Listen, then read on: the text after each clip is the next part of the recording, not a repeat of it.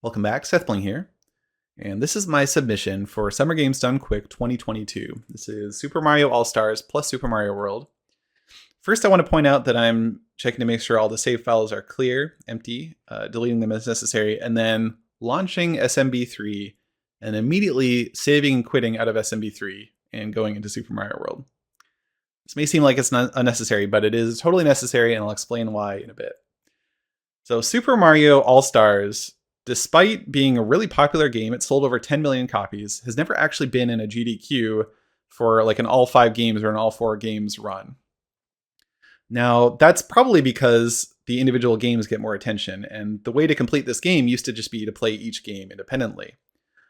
Over the past couple months, though, me and Mr. Cheese and Mally have been doing a ton of research. We've discovered a lot of new glitches and exploits that allow us to complete the game in 12 minutes rather than 45 minutes. It's like a quarter the time. And so I think this is a really cool new run, and it actually it's not something that you would be able to see in the individual games. This run utilizes 2 arbitrary code execution exploits, one in Super Mario World and one in SMB3, and neither would work without the other. You can run arbitrary code in SMW in Super Mario World, but it's not persistent between resets. So when you reset the game, all that arbitrary code is going to be gone, which means once you complete a game, you'd have to totally redo the ACE setup. Whereas the SMB3 arbitrary code execution is actually a save file corruption. The arbitrary code is stored in the SMB3 save file itself, but we have no way of actually corrupting that save file from within SMB3. So we use sort of a fusion approach, where we use Super Mario World to corrupt the SMB3 save file and store that ACE payload. Here you'll notice I'm doing a bit of a setup for power-up incrementation, which is a vital glitch that makes the arbitrary code execution work in Super Mario World. So yeah, ton of new research, new route. It activates a bunch of glitches, including debug mode, no clip, glitched levels. You're going to see it all. It's going to be really crazy. Here's the remainder of that power-up incrementation glitch. Normally Mario's power-up state is 0, 1, 2, or 3. 3 is Fire Mario. We just did power-up incrementation to turn his power-up state to 4, which is not normally an allowable power-up state, as you might be able to tell just from the fact that Mario looks like a tomato. So power-up state 4 is a glitch state, and then we'll do power-up incrementation one more time to get Mario's power-up state to 5. And in power-up state 5, we can collect a 1-up to trigger an arbitrary code execution payload. And so we're going to slowly glitch out the game more and more until we can actually corrupt the SMB3 save file. So here's that power-up incrementation glitch one more time, and it involves duplicating Yoshis and null sprites and poorly written brown platform code. Anyway, there we go. So power-up state 5, red and green Mario. So here, the arbitrary code execution works by executing code from the sprite x-coordinate table. And so what I'll be doing is spitting out red shells at pixel-perfect x-coordinates and setting up byte after byte of code in the sprite x-coordinate table. In the first case, I'll be spitting out 3 red shells. It's a very short payload, which will update Mario's power-up state from 5, which you see on screen now, to 21.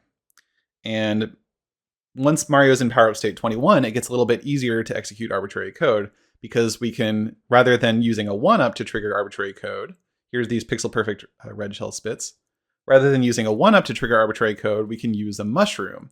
And we actually get a mushroom back by triggering the arbitrary code. So we can use the mushroom over and over. That's in that item reserve box at the top of the screen. Here's that 1-up, by the way, that's going to trigger the first arbitrary code execution payload.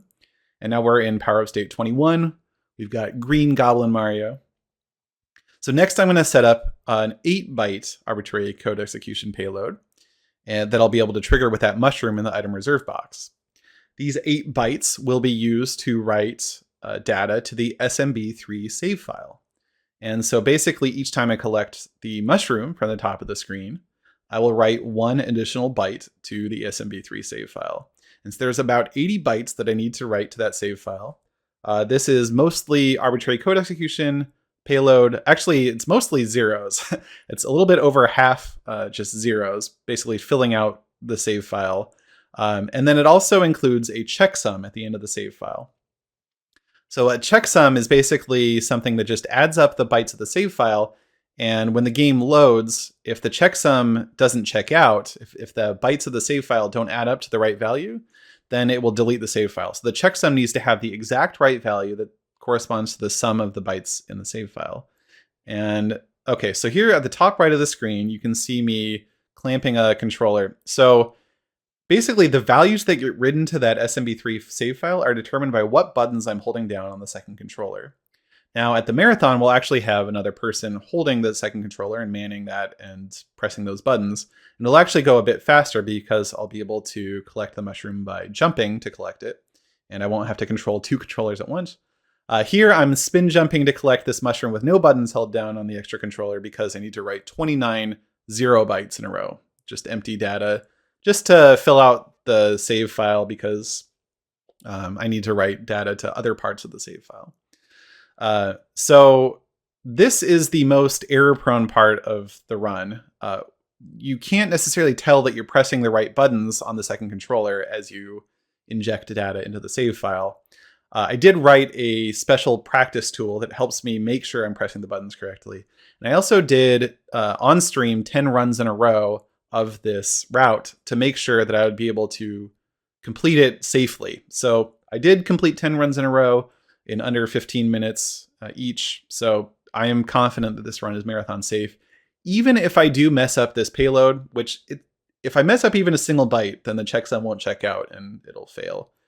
But even if I do mess that up, which I don't think I will, I can just bring an extra cartridge and when we reset and see whether or not the checksum checked out and the save file is there, I'll be able to just, if it's not there, I'll just be able to plug in another cartridge and we'll be able to still see the rest of the run and what that would look like.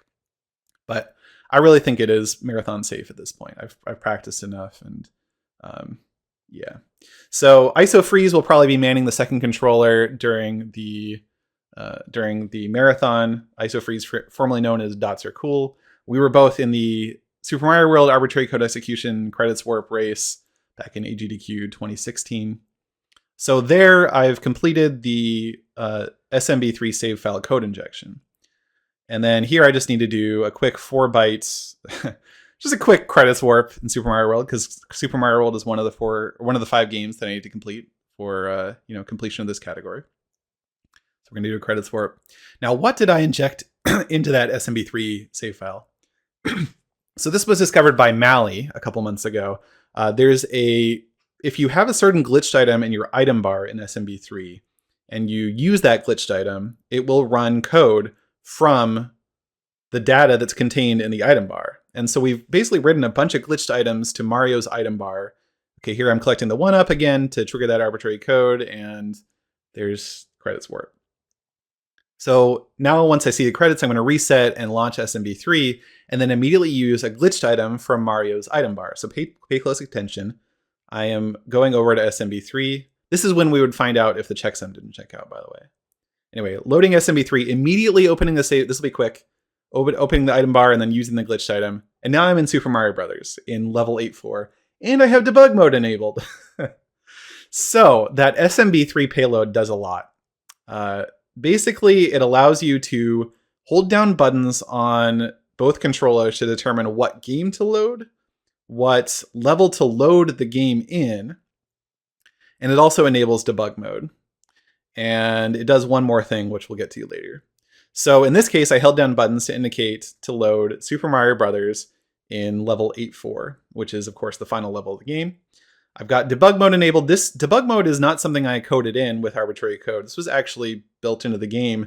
Normally, there's no way to activate it. But of course, with arbitrary code, we can write to that byte that actually controls debug mode and enable it.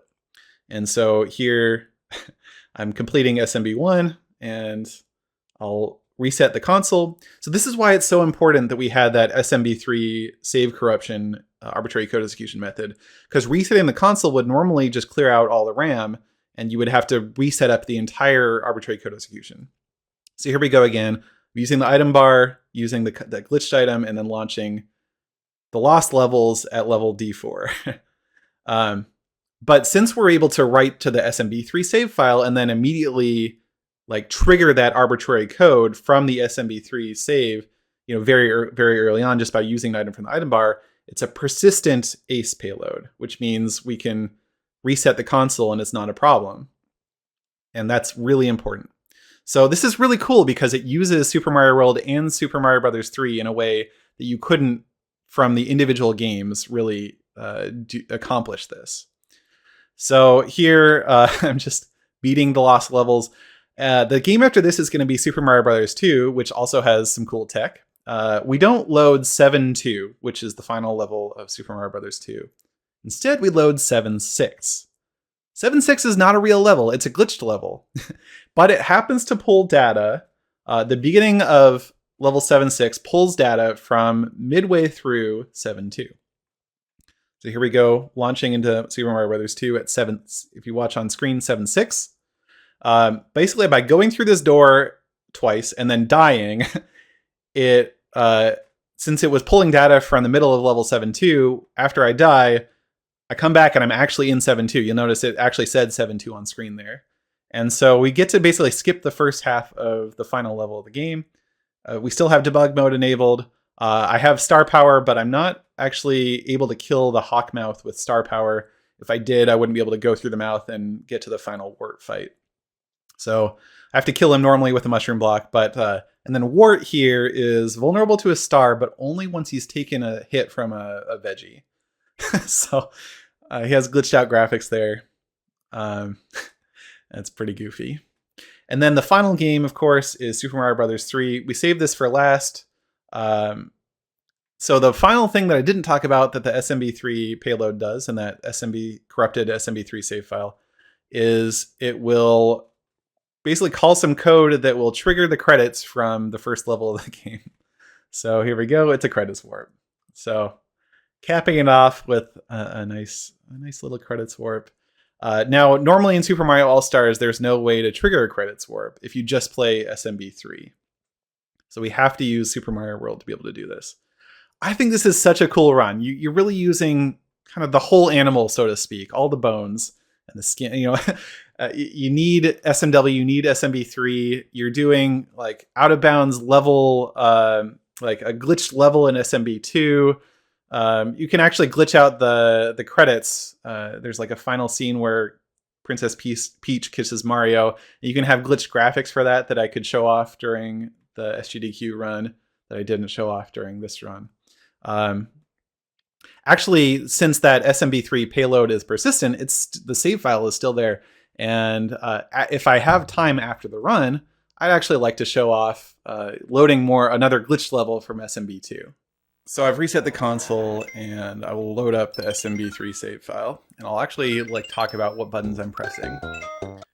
So I'm just starting the game normally, and then I'm gonna hold on the second controller left, start, and Y. On the main controller I'm holding left, I'm pressing Y, and then A. And all of that is necessary. Now, of course, things start to glitch out very heavily, and we're loading world 56 -5 or 56-6. This pulls level data from 4.2, but the platforms are all missing, so thankfully we have debug mode to be able to fly around, and we can go through here. Now these down here are supposed to be whales. You can see their tails, but otherwise they are a little bit deformed.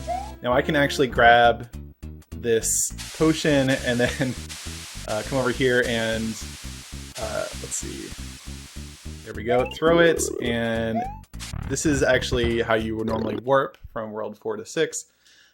In this case, we're not going to world 6, we're going to world glitch stuff, and as soon as I try and actually play a level, it crashes, which will be a natural end to the run, and I can peace out at that point. I really hope that you want to see this at SGDQ 2022. I think this run is super fun. It's got so many different kinds of glitches, and it's just a fun exploration of a game cartridge that has 5 different games on it. We get to see all the games, different glitches in each game, and I don't know. I'd love to show it off at SGDQ 2022. That's about it. Thanks for watching.